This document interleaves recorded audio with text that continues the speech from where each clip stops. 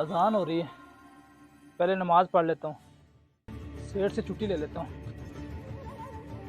सेठ, नमाज का वक्त हो गया है, मैं नमाज पढ़ के आ रहा हूँ।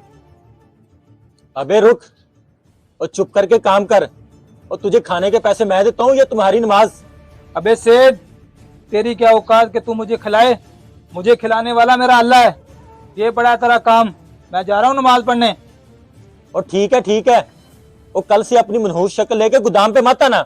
आ जाते हैं पता नहीं कहां कहां से। कोई काम भी नहीं है, चलो घर चलता हूँ। सेठ की कॉल। हेलो सेठ। हाँ वकास, आजा यार काम पे। कल तू नहीं था तो मेरे साथ ये हो गया। सेठ, मुझे 3 सिलेंडर चाहिए अपनी शादी के फंक्शन के लिए। वकास भाई हैं?